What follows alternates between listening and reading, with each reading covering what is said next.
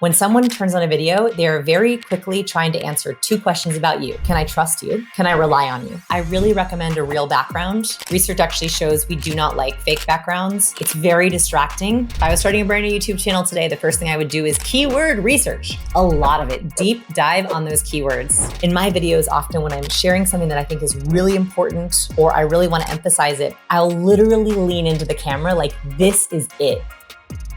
Welcome back to the Think Media podcast. Today's episode is psychological tricks to instantly boost YouTube views and become more charismatic on camera.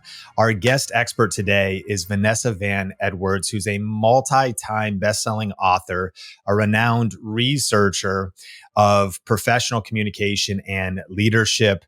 She's on her way to 900,000 YouTube subscribers as well, with over 50 million video views. So she's very unique because she really helps entrepreneurs, business owners, creators, and communicators sharpen their skills and ultimately achieve better results with their content, with their communication. And so this is going to be a powerful deep dive conversation. Vanessa, welcome to the show. Thank you for having me. What a beautiful way of introducing me. I'm so happy to be here. So grateful for you. I know we have some mutual friends. I'm a big fan of your books, but I want to actually just start off with some rapid fire tips.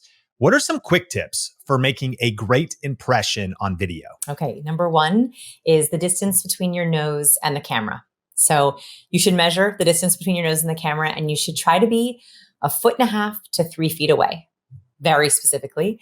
The reason for that is because in human behavior research, researchers have found that this is called proxemics, the study of space. There are 4 zones for people. And the public zone is the zone that's farthest away. Then we get to the social zone. This is about 5 to 7 feet away. Then we get to the personal zone. This is where we have most of our one-to-one conversations, where we feel comfortable in a coffee shop or talking to someone in the break room or on a date. And the last zone is called the intimate zone. That's about 0 to 18 inches away. This is pre-kissing. This is pre-doctor exam, pre-dental exam. The mistake that a lot of people make on camera is they get too close to their camera and it triggers invasive cues. We don't even realize it's happening. But if I were to do my entire videos really close to the camera, it would immediately be like, whoa, back up. Now, there's a caveat to this, which is if you have a really intimate channel, you want to be 0 to 18 inches away. So for me, my demo is brilliantly smart professionals. So I know that they don't want to get intimate with me, nor do I want to get intimate with them, right? I'm married, right? It's not a dating channel. So I send a cue right from the first start of 18 to 3 feet away. If you're doing a dating channel, if you are doing makeup tutorials, you might consider hitting that 0 to 18 inches. An example of this is Limitless, the documentary on, I think it's Netflix with Hemsworth. Have you seen that documentary? I've seen that documentary. Very cool. Okay, so they shot him 0 to 18 inches away. If you look at him doing his interviews, it's so close to his face. And I went, human behavior cue. They are signaling you with the content, we're going to get personal. We're going to get deep. Hemsworth is going to share. So think about space in terms of how you want to be intimate with your audience. So powerful. And you shared tip number 1. Just give us tip number 2 for making a great impression on video. Hands. So hand gestures, from a biological perspective, we love to see gestures. And what happens on video is we forget about our gestures. We're thinking a lot about our content, our delivery, our face, maybe our hair, right? What we forget about is our gestures. So research finds that we put a lot of mental focus onto gestures. So for example, right now I'm speaking with my hands. If I were to say I have a really big idea, but I were to hold my fingers up really small, your brain is more likely to believe my gesture over my words. If I were to say, today I want to talk to you about 5 big ideas, but hold up the number 3, your brain is more likely to believe my gesture. And that is because that was so hard to do, by the way. Like, just try it right now. Just say 5, but hold up 3. Ready? 5. 5. Oh, it's horrible, right? Does your brain hurt? Yeah. So the reason for that is because our brain really likes to be congruent with our gestures. So as viewers, they know that highly competent people know their content so well, they can speak to you on 2 tracks. They can speak to you with their words, but they can also speak to you with their gestures or their hands. So a really good speaker, especially a captivating video creator, they're saying, "Hey everyone," they show their hand, usually with some sort of, wave or greeting, which I do every time we see a palm, we immediately relax. And then they're often demoing their concepts with their words, which increases retention and also increases memorability. So people are more likely to remember 3 points, if you hold up 3 fingers. Well, you're already tapping into this powerful idea of cues. You're the author of Cues, Master the Secret Language of Charismatic Communication. Tell us, what even is a cue? Oh, yes. So a cue is a subtle but powerful social signal. Now, we are sending thousands of these social signals every video. They come in 4 channels, and we often don't realize we have 4 ways to communicate our cues. The first one is the most obvious, our words, our verbal communication. And that's not just how clear we are, it's also words we use to cue behavior. So we're always on the lookout for behavioral cues. Second is our voice. So how we say our words, our volume, our pace, our cadence. Third is our body language or nonverbal, our facial gestures, our hand gestures, our posture, our movement in space. And the last one is our ornaments. That's the colors we wear in our YouTube videos, what's behind us in our YouTube videos, any props we have, the branding, fonts, colors we use in our animations or our captions. Those are 4 opportunities that you have to influence how someone behaves or how they feel connected to you. And how did cues come about? What was the origin story of you starting to observe these things and collect these cues? Yes. So I'm a recovering awkward person. My YouTube channel is all about being awkward and having to learn social skills from scratch. I'm not a natural extrovert. I'm not naturally good with people. And so I did not understand cues. I felt like I had missed the memo on how you should interact with people, how to make conversation, what to do with your hands, how to stand, how to read faces. And so it actually started as a personal project of mine where I wanted to catalog, literally create like a dictionary or an encyclopedia of cues for myself. And as I was doing this, I spent a number of years doing this in the beginning part of my career, I realized that A, there were patterns. B, there was research. There was really interesting research on these cues, universal cues. There are some cultural cues, of course, but there's universal ones. And I created these 96 cues in these 4 different channels. And I thought, maybe I should share some of these cues. So I started to share some on my YouTube channel, just like to test the waters. YouTube is amazing. I'm so grateful to YouTube because it was the tipping point in my career. Like my career started on YouTube, not my blog. So YouTube is so amazing because it allows you to test content to see how it will do. So I just started slowly analyzing cues on YouTube. And I started YouTube in 2007. So I've been on YouTube for a long time and I've been doing a video a week since 2007. Talk about a content treadmill. It's a whole different issue. I did a video, analyzing The Rock's alpha cues, just for fun, just to see what would happen, breaking down how The Rock is The Rock.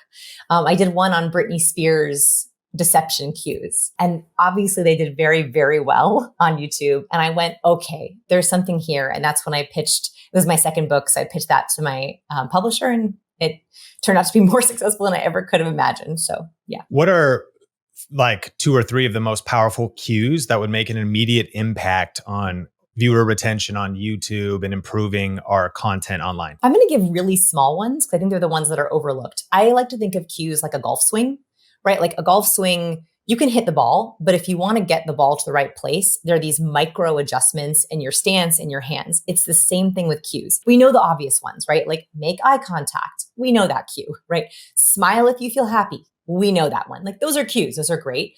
But I like the small ones that I think differentiate a good creator from a great creator. So one of my favorites is the lean. So remember how I mentioned the 4 zones of space? So as I began to study these cues, I watched thousands of hours of TED Talks. My team and I actually coded every single TED Talk that was posted from 2010, looking for patterns. I wanted to know what were the differences between the most viewed TED Talks and the least viewed TED Talks. If you watch TED, these are all successful, smart people. Why is it that some videos get millions of views and some get thousands of views? So we cataloged these videos. I thank my research team. Thank you, research team. We cataloged every single cue we could find. We clocked a number of smiling. We looked at stage presence. We looked at gestures. one of the big things that we found was that the really good speakers, they use space to their advantage, and they would use leans when they really wanted you to pay attention. So they were literally crossing the space zone. So in my videos, often when I'm sharing something that I think is really important or I really want to emphasize it, I'll literally lean into the camera like this is it. And I think it wakes people up. Like it immediately makes people like, oh, she's leaning in. I better get it. It's very subtle. It's a couple of inches. In fact, one research study studied lean. So if you want to do a little experiment with me, so wherever you are right now, just lean forward 3 inches. Just give it a second. They found that just doing that activates a certain part of your prefrontal cortex that is pre-action. So when I move in, it actually gives me energy. So it imbues my words a little bit more energy. It makes me look like I'm telling you something really good. But also sometimes viewers will lean in to the video. Like literally they see the lean, they lean themselves, and that makes them more likely to more likely to subscribe. They're literally pre-action. You're activating that prefrontal cortex. And I think, and I've looked at my analytics on this, when I lean in a video, I get more engagement on the video. I get more replays on that section. So those are like the most replayed parts of my videos. And I get more engagement. So I think that there's something to that. So a lean is a small one, but it's so powerful. Wow, so powerful. And we're going to be covering all kinds of cool things, your YouTube tips from being consistent since 2007, YouTube business lessons that you've learned, as well as also generally how to be more charismatic on video, and a lot of other topics we want to cover. But I think I want to make sure listeners know that Cues is an essential book to pick up. And so, of course, that'll be in the show notes. You can imagine how knowing all these different cues and progressively implementing them in your content could really be helpful. So definitely take advantage of that resource. But what have you learned? You're a very prolific content creator. I was also originally, I think our mutual friend, Rory Vaden, was talking about you. I saw your powerful presence as an author and in a world of, as you said, kind of a little bit of the corporate world, smart people speaking, all these different things. But one of the rare things I observed was you're on your way to 900,000 subscribers. And I think that YouTube is one of the biggest missed opportunities by a lot of women entrepreneurs, by a lot of entrepreneurs in general. And sometimes they're more active on other platforms. You're like a YouTube legend. You've been on the platform since 2007. Yeah. Break down some of the lessons that you've learned after posting 570 videos to your channel. Oh, wow. Yes. So many. Okay. First big lesson was I went from casual to formal to somewhere in between. And I share that because I think there's a temptation for creators to script or to overly practice or to overly rehearse before a video. And there's a very fine line between prepping for a video, knowing your content, getting in, getting out, being tight, and being overly rehearsed or overly formal. So when I first started on YouTube, 2007, so just to paint the landscape for anyone who has remembered that time, YouTube was like this new Wild West. No one knew what it was. It was pretty much just unboxing videos. Like that's really all it was. Very few people were teaching on there. And so in the very beginning, it was very informal. I was doing it like with a very casual camera, no lighting. I did a couple out like in a restaurant. Oh my gosh, very, very casual. Then YouTube got real serious. People were like, oh, YouTube is a thing. And that's when there was a time between 2009 to like 2014 or 15 where it was like professional lighting, makeup, amazing backgrounds, amazing studios. And so people were investing a ton in their technology. And that's when I got really tight. That's also when I got to film at YouTube studios in LA. And my videos started to decline actually at that point. Like I was getting a lot of views at first. And then I realized I was like pumping out these videos on a beautiful set with 4K, cameras and perfect teleprompter scripts. And I started to lose engagement, started to lose views. And I think what was happening then is it felt robotic. And so I beg you, do not use a teleprompter. Please do not use a teleprompter. I know it feels safe. I know it feels comfortable. I know you want to keep it tight and deliver the best content you can, but it kills charisma. Like it is almost impossible to read a teleprompter script as a human. It doesn't matter how charismatic you are. And so I had to wean myself off teleprompters because we were watching my analytics and I was like, oh, like they don't do as well. So now I'm back to no teleprompter, and I don't have one in my studio because it's too tempting when it's on. Bullets and prep, but I think the big lesson I learned was like real. You have to act like you're hopping into a conversation with a friend. Powerful. And break down your workflow today. Do you come up with your content alone? Are you thoughtful about, this is what my title is going to be, I'm going to craft that, this is what the text and the thumbnail is going to be? What is your current workflow as you're coming up with video ideas? Okay.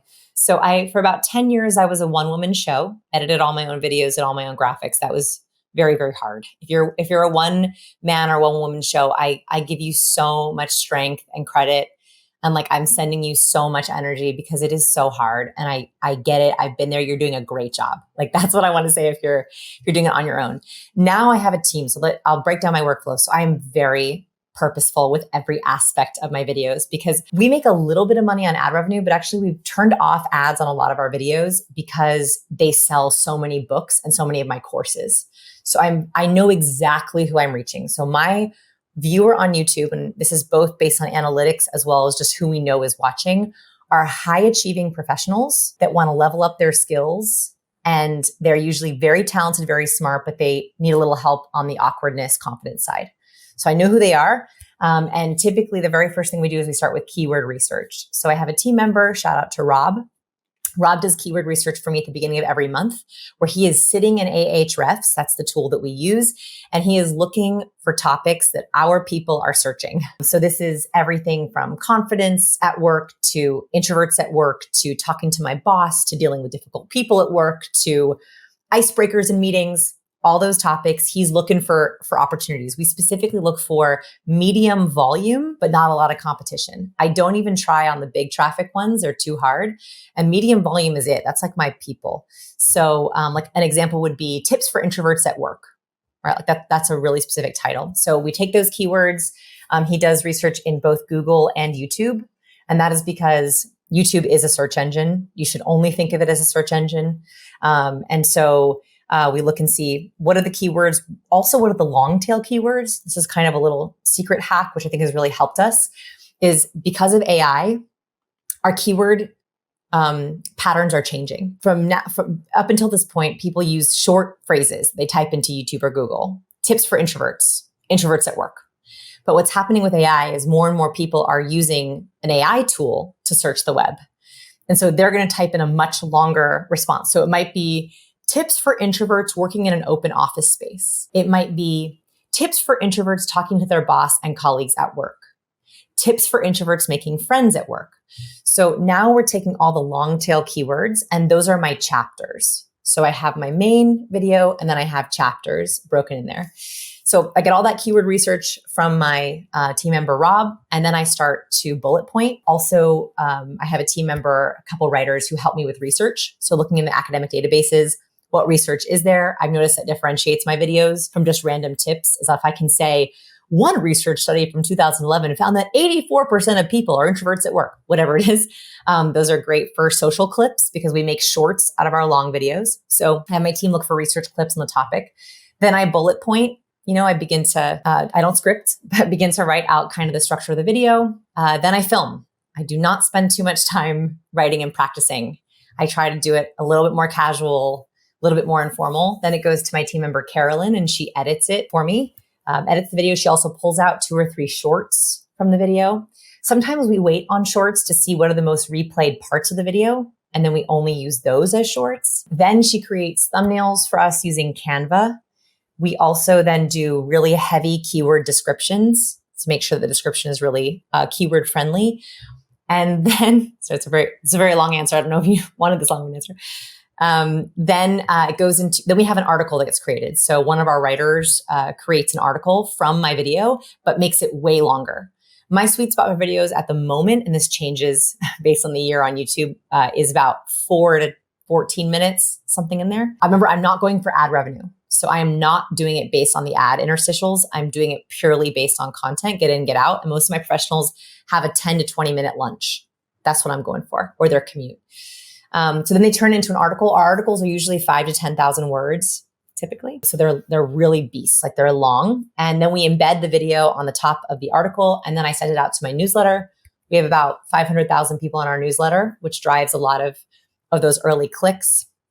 That usually happens in the first 24 hours. Then the video often goes to all of our socials, and that is it.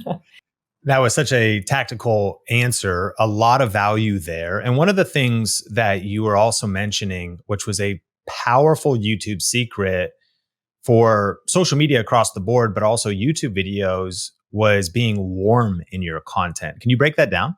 Yeah. So remember how I talked about scripting is the death of charisma. I think that there's a couple ways you can add warmth to your videos. So one, take a step back, is Princeton University found that we are very quickly judging people on two traits, warmth and competence. Those are the two most important traits in all of our communication. This is especially important on video. When someone turns on a video, they're very quickly trying to answer two questions about you. Can I trust you? Can I rely on you? So can I trust that you're who you say you are? Can I rely on you to give me good information? That's what they're trying to answer within the first couple seconds of your video, right? That's what they're trying to answer. I think that a lot of creators go for competence. I certainly did, right? Like in those formal years, I was like, hit them with the science, right? Like tip, tip, tip. And my videos were very robotic. If you look at videos from that time period, you can see on my YouTube channel where I'm like, 77% of leaders need to be more confident with their voice. Here are the 5 ways that you can, like, it was extremely helpful, but not relatable at all. I was missing warmth. So how does warmth look on video? So there are specific cues for warmth. One is movement and it's expressiveness. So when someone is being all about the competence, they're delivering like this, they're delivering with their voice, they're delivering with their gestures. There's very little facial movement. There's very little movement in their frame. Most of my thumbnails show some kind of movement. Like typically that's where I add warmth. So it's me waving, it's me leaning in, it's me making a silly face. And my videos are very competent. So it's not like I'm doing something silly, but movement is a way of showing warmth in video. It shows that you're not being too scripted, you're not being too formal. So movement, facial expressiveness, especially in your first 10 seconds. So like, for example, I was just doing this yesterday when I was filming. I was teaching on how to introduce yourself. So we have a video coming up. A keyword that we identified is how to introduce yourself, where people are nervous introducing themselves. They think it's boring. They don't know how to do it in an interesting way. So the video is how to introduce yourself. The first intro I recorded was like this. Ever struggle with how to introduce yourself? I'm going to give you 5 quick ways and a formula for how you can introduce yourself to anyone. It looked so boring. When I watched it back, I was like, oh my God. Like the verbal was good, but I did not have enough expressiveness. So instead I recorded it something like this, where I added in the actual awkwardness I feel in that situation. So it would be like, have you ever had that really awkward situation where you have to introduce yourself, but you don't know how? That facial expressiveness is literally the feeling that I feel when I have to introduce myself. And it immediately added warmth to the video. So it's not just smiling, it's any kind of facial expressiveness. What a power tip, adding warmth in your content. And what an insight from the science revealing that trust and competency. And if we can think about weaving that into our content, we could get a lot better results and impact more people. Now, we also discussed before we got started today about some of the lessons you've learned kind of from the business side of YouTube. And man, it's wild. It's funny. The same year I started was 2007 as well. Cool. And so 16 years ago, fast forward to today, Goldman Sachs research said that the creator economy is going to be a $500 billion industry. Over the next 5 years, it's going to double. And who would have thought that this is now the fastest growing small business type is what Signal Fire and Yahoo Finance was talking about. This whole creator economy, which is sometimes hard to define because you've got maybe personal brands or educators or speakers that have books and other things. But then it's also the primary business, whether it's fan funding or ad revenue, and such a divergent group that has discovered the power of the creator economy. What have you learned in the business side of YouTube? Well, first of all, can I just point out what you did excellently? Sean, you're very charismatic, but I just want to point out for people watching. So if you are primarily warm, so I just gave an example of being very competent. You might be the other way where like you're doing very casual videos, you're very warm. So you also need to add competence. Competence comes in stats, facts, and credibility markers. So Sean just did it. So Sean's been very warm this whole interview because he's trying to make me feel comfortable, but he just added a fact to a question, which is immediately adding a balance of competence and warmth. So if you are a highly warm creator, the more you can add credible sources. The Wall Street Journal just quoted, or 77% of blah, blah, blah, right? Like that immediately adds competence. So excellent job, sir. Excellent Appreciate job, it. sir. So I was so excited by that I forgot the question, but I believe your question was about business. YouTube business. Okay. Yeah. What have you learned? Okay. So I mentioned the keyword research, which I think is big. I also think, I'm sure you talk about this a lot already on your podcast, so I won't go into it if you talk about it a lot, but hub, hero, and help content. Do you talk about that a lot? We've never broke that down here. Break it down. Okay. So I actually got this from YouTube. So we have a YouTube rep, which is so amazingly helpful. I thank YouTube for offering guidance. And they explained to me that there are 3 buckets of content. And this was a helpful way to break it down: hero, hub, and help. So your hub content is the videos that you want every one of your subscribers to watch. They are foundational. They are about you and your brand, or they're foundational concepts that you believe in the world, your big idea. So for me, this would be my confidence video, my communication videos, and my body language videos. Those for me are hub content. I want every one of my subscribers to watch them first. Those are going to anchor your channel. They might even be the featured video on your channel. They also might be your first playlist and the first videos in your playlists. And you want to drive people to those first. And when you think about those are the big keywords typically. If you're a new creator, I like to think of 10, 10, and 10. 10 hub, 10 hero, 10 help. So you should have at least 10 hub videos. The next one is help. These are videos that they're not foundational, but they're great skills that are going to help your viewer. So for me, how to introduce yourself, that's a help video. That's not foundational, right? Like not every person's going to have that, but it's a great little social skill that someone might want. Or like one I just did was how to be funny, which is like, I'm not funny naturally. But in my work, I have to learn how to be a little funny. I do believe that laughter is the lubrication of learning. Love the alliteration, all my alliteration fans. So I have to be a little funny in my videos, and I've had to learn it. So that's a specific helpful skill that most of my subscribers will find helpful. Those are also your big keyword terms. That is like how to, or if you're not a how-to person, it would be an entertaining video that your viewer would find fun and interesting, but isn't foundational to you. The last one is hero content. Hero content is content that no one's going to search for. There are no keywords for it. It isn't essential for your brand, but it's super BuzzFeedy. Super clickable, super just captures someone's interest. So for example, if you were a homemaker, like I follow a lot of moms, I'm a mom of 2. So I love watching moms on YouTube because I don't do any parenting content. So a lot of the moms, they'll have their hub content would be how to set up your home, or under $100 meal prepping for 4 children, right? Like that would be hub content. Their help content would be my favorite keep your freezer clean hacks. Not essential, but helpful. Their hero content would be meal prep my 10-minute dinner ideas. No one is going to search meal prep 10-minute dinner ideas, but if I love an influencer, I am going to watch her 10-minute meal prep ideas. Does that make sense? Like those kind of buckets. So you want to think about your content in those ways, as opposed to trying to do everything with one video. If you try to do it all with one video, it's not going to hit anyone. Hey, in just a second, we're going to get back into the episode. But if you haven't heard, for a limited time, you can get on-demand access to my YouTube strategy class entirely for free at thinkmasterclass.com. On the class, you're going to learn the one strategy that we use at Think Media that is currently generating over 300,000 views every single day. If you are new to YouTube, this is going to help you start right and avoid mistakes. And if you're already a pro, this is going to help you multiply your growth. And the cool thing is the class is 100% free and you can watch it instantly on demand. All you got to do is go to thinkmasterclass.com or just click the link in the show notes to get instant access. All right, let's jump back into the episode. Absolutely brilliant. A few more questions, and a rapid fire question that I'm different than terrible at YouTube rapid fire. content. I'm so long-winded. I can't do any rapid fire. So as long as Well, you're I'm the patient. same. I'm usually landing the plane, taxiing the runway. And so you could take as long as you want to answer. But this was just kind of in the middle of our content creation and being powerful communicators. One of the questions I wanted to ask you was, what tips do you have for looking great on Zoom meetings? Mhm. And so even if someone's not a content creator yet, and I think about even the Think Media team, we're all remote. There's almost 30 of us with contractors now, and our team is growing.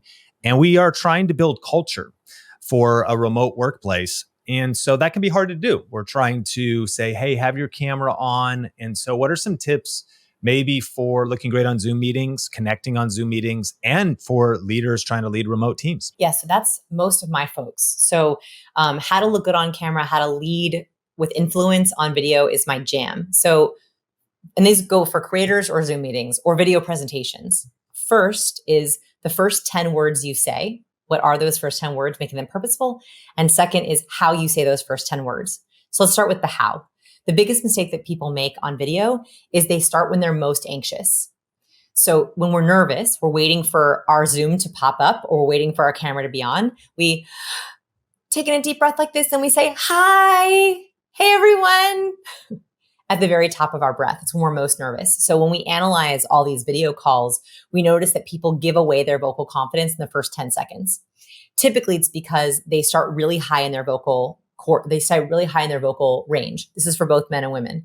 So right now, I'm working very hard to use the lowest end of my natural range. I'm going to tighten my vocal cords so you can hear what it sounds like. When I'm anxious or a little bit nervous, I tend to go higher into my range. I also get a little bit of vocal fry. So when I'm anxious or nervous, I tend to sound like this. Now imagine if I were to give an entire presentation in this tone of voice. It would drive you crazy. And that is because we hear the anxiety and we're like, no. So what happens is we're most nervous at the very beginning of our call. And so we start up there. So what I want you to make sure of is you do not hold your breath on your first few words, right? So instead of, hello, good to see everyone, I want you to make sure you're speaking on the out breath. So, hey, good to see everyone. Right? Those are two totally different vocal impressions. And the first 10 seconds of a video, you're going to lose someone, you're going to get someone. Right? That's high warmth and high competence. So speak on the out breath. Do not hold your breath. Second, do not ask your name. It's such a silly one. But research shows, I can even talk to you about the doctor study if you want, but research shows that when we ask a statement, it triggers someone to go from listening to scrutinizing.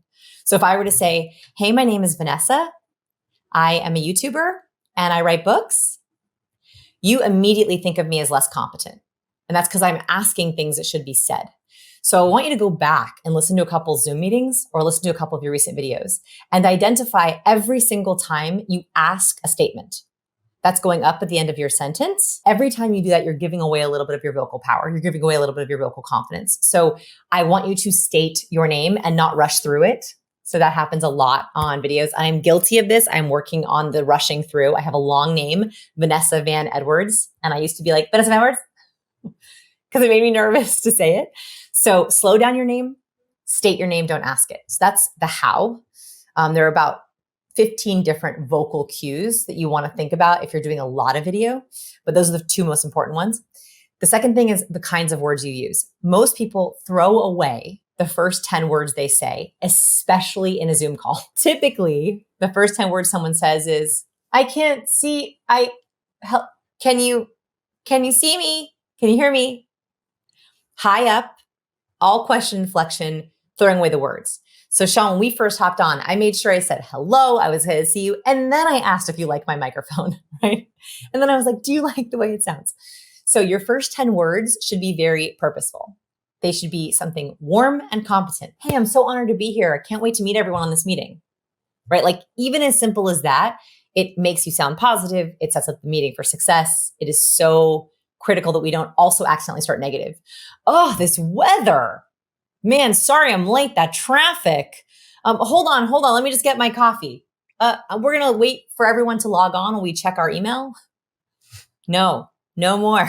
Purposeful impressions only, please. Man, these are such powerful nuances because there's challenges that we have with being in remote teams, and building culture has its own challenges. And so you're trying to do a lot in terms of tone, energy, emotion. And so these are some very practical things. Before we move on, what about looking great on video? And for anybody you coach or encourage, do you encourage people to invest in decent equipment or a decent microphone? Or even if they just have their MacBook and a webcam and AirPods, any tips for showing up great on video?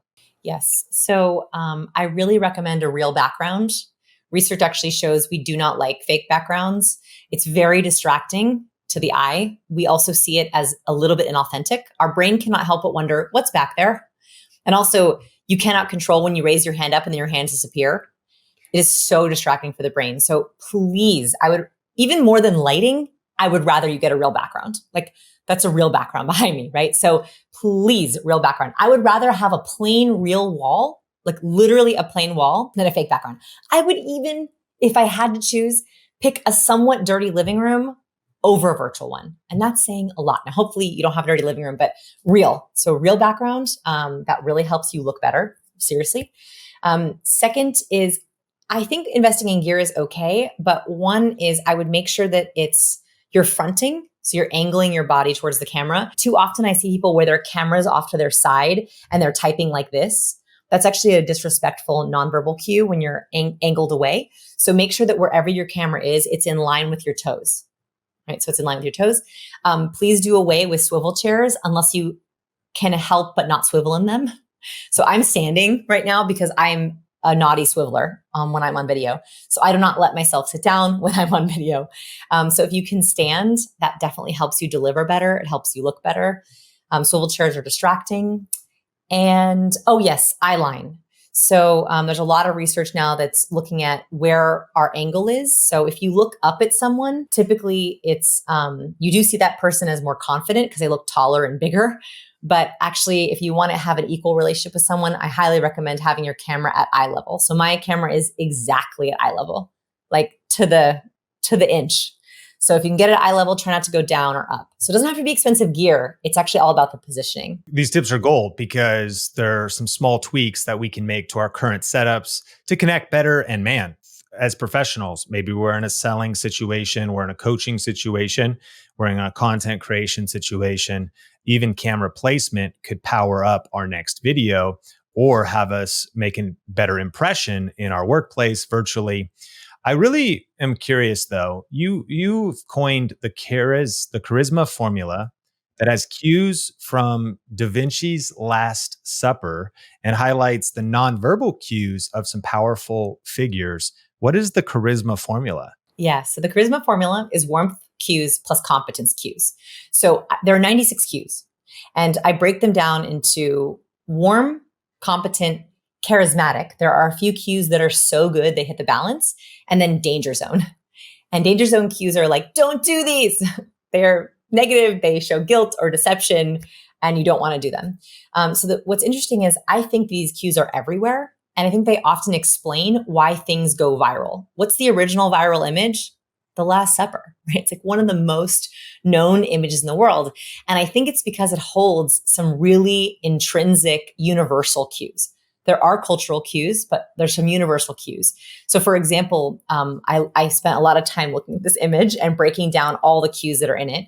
The very simplest is that if you measure the amount of space each person in that picture takes up, Christ takes up the most amount of space. And we recognize this as a universal gesture of pride. So research from University of British Columbia found that across cultures and genders and races, when we feel pride, when we feel confidence, we take up space. We usually have space between our torso and our arms. So a thing to think about for YouTube is, Amy Cuddy back in the day did a TED Talk where she talked about power posing. I like power posing, but like, I'm not going to power pose in my videos. I'm not going to be like, I'm here, everyone, right? I'm not going to stand with my arms wide. But what's more important is actually the distance between our torso and our arms. So the way that I have my setup is that I almost always have space between my torso and my arms. And I also have maximized the distance between my earlobes and my shoulder. So we're taking up as much space as possible. So in the Last Supper, Christ is not only taking up the most amount of space, but he has his arms planted wide. He has space between his shoulders and his torso, and he has space between his earlobes and his shoulder. That's how you should sit on Zoom. Honestly, if you're on Zoom or you're a creator, just like channel Christ in the Last Supper. Just be like, what was Christ doing then? That's what I should do. He also is showing a head tilt. So a head tilt is a universal warmth cue. And that is because when we're trying to hear someone better, we go, what'd you say? And we tilt our head to expose our ear. And so while he's the most powerful posture-wise, he is also showing warmth. And that is the sweet spot for leadership. We like people who show a balance of warmth cues and competence cues. Deep insights. One of the most important aspects of content creation is the visuals. And of course, there's the colors of thumbnails. People actually get really geeky in the science of thumbnails, color choice. And then there's even what we could wear on our videos, how we edit our videos. What are some tips for the psychology of color, imagery, and profile pictures? And this could extend to our marketing materials, our branding, and how this comes into play when it comes to cues. So first is I think I am terrible at imagery on YouTube. So this is the first thing, is do not look at my videos for any imagery cues. I am terrible with it. That is because for many years I was doing my own visual cues, and I am a teacher. I am not a designer. So do not look at my channel for any of those tips. However, what we did break down for cues is the color cues as well as ornament cues. So the way that you want to think about ornament cues, that last category of cues, is associations, neural associations. So when someone sees a political flag on a lapel, right? If I were on this video and I was wearing an American flag on my lapel, you would immediately think of politics. Right? Like even if I didn't talk about politics, somehow you'd be thinking that I was political, possibly even right-leaning, possibly, right?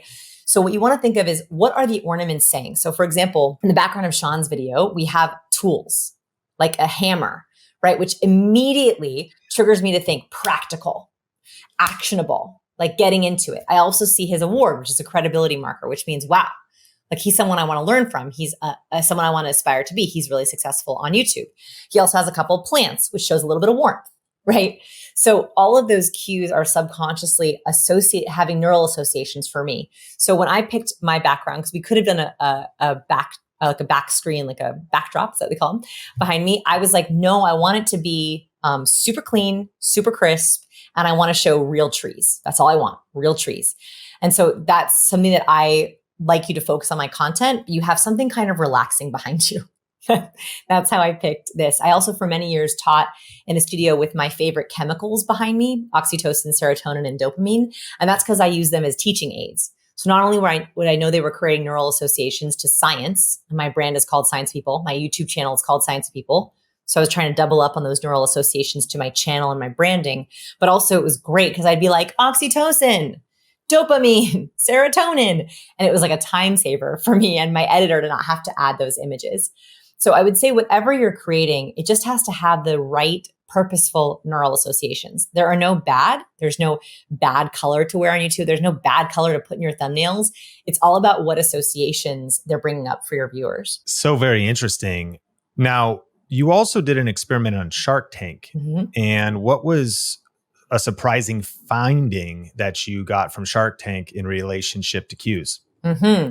So I love Shark Tank. And again, I was always kind of curious if there were patterns, if you could, more so, could you predict a winning pitch by just watching the first few minutes? Like if you were just to watch it's all cut, right? It's usually an hour and a half pitch. It's synthesized into 7 or 8 minutes. But could you predict just watching the first minute who was going to win or who was going to lose? And there were some really clear variables or clear patterns that we saw with the most likely to win pitches. They weren't in every winning pitch, but they tended to be winning pitches. So the first one was typically some kind of nonverbal greeting. So typically the most successful pitchers literally physically greeted the sharks. They'd be like, hey, or good morning. Like they would do some sort of open palm gesture to the sharks listening. I think that was A, a warmth cue, but B, these sharks are hearing, dozens of pitches in a day. And I think when they felt acknowledged, even subconsciously, they were like, friendly. Like I can trust this person. So some sort of nonverbal greeting. I do this from stage, do this on video. I think it's really important. The second thing that we thought was really surprising is interactivity of the pitch helped predict a winning pitch. So having them touch a product, smell a product, taste a product, play a game. And you'll notice earlier I had us all play a game where I had us lean in, that is interaction, right? That is something that's going to switch someone from just listening to actually interacting with the person. And so I've taken that in almost all of my videos. I try, at least if it's longer than 5 minutes, to do some kind of interactivity if I can. That's amazing. Some of my favorite talks, they get the audience involved. Do this with your hands, do this with your neighbor, stand on your feet. And those become very memorable. So those are some fascinating insights. My talks always, we're not talking about stage presence, but my talks, that is the critical thing, is I want people to be literally, I'm changing modes every 30 seconds on stage. So you don't have time to check your email. You're with me in every mode switch from stage. I want to ask you a question about a phenomenon in our modern age, and that is celebrity apology videos. There is a major, almost now meme culture around YouTuber apology videos. People react to them. People put them together with all kinds of different meme formats across the internet. They spread onto different channels. Like YouTubers who have done something or said something bad. Yeah, and it typically is probably something bad, but you know how prevalent cancel culture could be. Yeah. But here's some examples. Okay. So Colleen Ballinger, aka Miranda Sings, she actually did a song with a ukulele. Her fans accused her of grooming them as teens, some of them, and from difference. She was accused from performing Beyonce's song Blackfaced. Again, these are just allegations, and a lot of people dig up old social media stuff, take it out of context. But maybe you've heard the story of now Ashton Kutcher and Mila Kunis's apology video.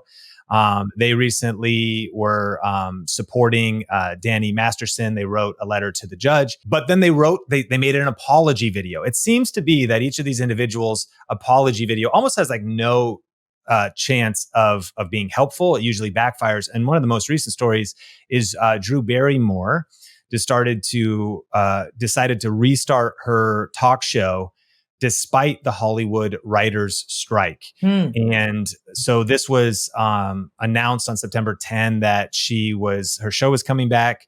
And then the writers' strike started to, critique that. She made an apology video. It did not go over well. In most cases, these videos eventually get deleted, but the internet is undefeated. You can never actually delete them. And so I'm curious, you've done some research on lie detection, and I'm curious how, what you learned there, but maybe in light of this idea of seeing people, are they authentic? Is this just cancel culture? Is there maybe something we could learn from this phenomenon of apology videos typically not going over well, or maybe the way they're done? And some people even break them down play by play. Natural, organic setting. Don't, makeup not done. Kind of look like you did it off the cuff. Sort of, some people would say manufacture tears. And of course, I know the internet could be very critical, and our show comes from a place of empathy for all involved and wanting to give people the benefit of the doubt. But I think, especially with a communication expert like yourself, I'm curious about your thoughts on authenticity, lie detection, and all of the above. Yeah. So I think that there's a really important takeaway from these videos all failing, which is they're all rehearsed, right? You would never, even if you're off the cuff, you would never not rehearse a little bit before a major apology video. And I remember how we talked about at the very beginning, that was the death almost of my channel, was rehearsing too much, being overly formal. It really kills your authenticity. It really kills your charisma. And so my hypothesis is that you've done something horrible or something that you've, misconstrued or shared misinformation or whatever. And now you have to do an apology video. That could be coming from a lawyer. That could be demanded from your fans. Even if you think you have to do it, you're not going to do it without rehearsing a little bit, right? So you're going to spend some time in the mirror or with a partner or with your lawyer, practicing through that. Maybe you even do a couple of takes, 5 or 6 different videos, and you take the final one. People pick up on that lack of authenticity. I wouldn't even say lack of authenticity, because they could be genuinely apologizing. They could genuinely feel bad, but we sense out too formal. Something feels rehearsed. Something feels practiced. So even the most authentic apology, someone who's truly sorry, if they've rehearsed it 5, 6, 7 times, we instinctively pick up on those cues. It is very, very hard to add charisma and authenticity when you are over rehearsed or overly formal, which is, that's why I'm so glad you're bringing it up, is that is the number one killer of charisma on YouTube. for creators. Wow. And then did you already touch on your research with lie detection and how that could come into play here? So of course, someone could be lying. And lie detection is interesting because when you look at the science, the biggest challenge we have with lie detection research is the difference between guilt, right? Guilt is from liars. The liars feel guilty, and a true negative emotion, right? So it's very, very hard to distinguish the two. So if someone's a liar and they feel guilty about their lie, guilt can leak out in different kinds of cues than anger or sadness or fear, right? Someone who's honest and accused of being a liar can show anger and honesty and fear, anger and disgust and fear. And so the biggest challenge that we have is differentiating the two. In an apology video, it would be almost impossible to differentiate the both, because if someone's been accused of something and they're lying about it, they're going to show guilt and probably anger. And if they're telling the truth, they really are sorry, they're probably going to feel sadness and remorse. And so it's very, very hard to untangle those cues. That's why there isn't one Pinocchio's nose, right? We just know, oh, yep, that person was lying. And so in our research, we're trying to untangle those two things. And it's very hard. It's also really hard with a sociopath or a narcissist. Sociopaths and narcissists sometimes don't feel guilt. So they will lie and have no negative emotions at all. So it's a very, very complex science. I love doing research on it because I find it really fascinating. And there are patterns. I talk about how to spot a bad guy or how to spot a bad girl in my book of what are the cues that are often deceit or at least red flags, where you see them and you're like, huh, what was that? Wait, what?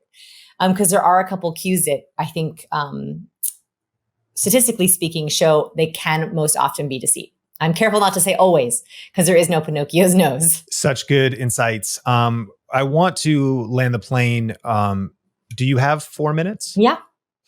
With our final segment, after we also remind listeners where they can connect with you, I really want to encourage listeners to check out your book, Cues. That'll be linked up in the show notes. And your first book, Captivate, both bestsellers, both incredible resources that have direct relevance for helping us be better as content creators, which is our goal here on the Think Media podcast.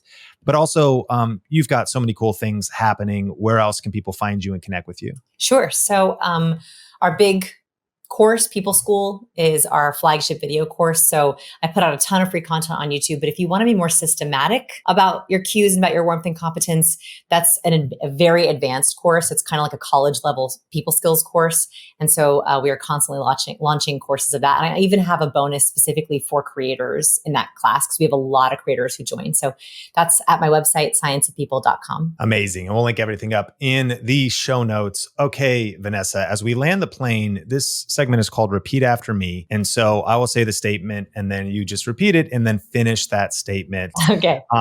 As a coach to content creators, what is the biggest mistake new content creators make? I think the biggest mistake that new content creators make is ignoring playlists, because the YouTube algorithm, the way that people discover most of my content is related videos. And the way that we were able to get into a lot of related videos was creating playlists with other people's content. Most people create playlists of just their own content. I think that is a huge mistake unless you're a giant author or other influencer. The best thing you can do is think, what video would be the perfect video for someone to watch before mine? It might be competitive. It might be complementary. But for every 2 videos you add to your own playlist, you should be adding a pre-video to the playlist of what you think would be a great pre-roll. Because that way you're teaching YouTube, when people watch this TED Talk or this video on recipes, mine should come next. And that's how you should align your playlist. If I was starting a brand new YouTube channel today, the first thing I would do is... If I was starting a brand new YouTube channel today, the first thing I would do is keyword research. Keyword research. A lot of it. Deep dive on those keywords. The most important mindset you need as a content creator is? The most important mindset for a content creator is feeling like your audience is your friend. I think when you talk at people, they don't like to be spoken at, especially when they're watching you in their bed or in their bathroom. And so I think the more like you can talk to someone like they're having a conversation with you, like I literally think that everyone watching my channel is a fellow recovering awkward person and just wants like a little bit of help. That mindset helps me, I think, connect with people and also stay relevant. If you are feeling afraid to post your first video, I encourage you to. If you're afraid to post your YouTube video, I encourage you to always remember you could unlist it, right? Like my first 100 videos are now unlisted. And there's a reason for that because they are not my proudest moments anymore. And so you could always put it up for a week and see what happens, right? You could always unlist it and try something else later. And final question. Back when I was starting my business, I wish I knew the power of... Back when I was starting my business, I wish I knew the power of leveraging other platforms. So the way that I built my business, other than YouTube, was I went to other platforms where they were playing video. So I was one of the first instructors on Udemy. I was one of the early, maybe middle instructors, but at the height of Creative Live. That's 2 platforms where people were watching video. Those were already my people. If you're in Udemy or in Creative Live, you already are into self-help. You already like watching video. I didn't want to go after people who only listen to podcasts, right? Because I have video content. I don't even have a podcast. So going to other platforms, Udemy, Creative Live, Skillshare, all of those, LinkedIn Learning, I hit those as hard as I could. I pitched my heart out for them and I had to beg for them. And I had to really push to try to get on those platforms because it was directly reaching people who like video as a medium. So try to find other video platforms. They're different all the time, right? Creative Live is much smaller now. Udemy is much smaller now. So what are the current video platforms? I have plays in these as well right now. Think Media Podcast, the legendary Vanessa Van Edwards. Thank you so much. What a tactical and practical episode with so much value. Of course, check out the show notes and we cannot wait to connect with you in a future episode.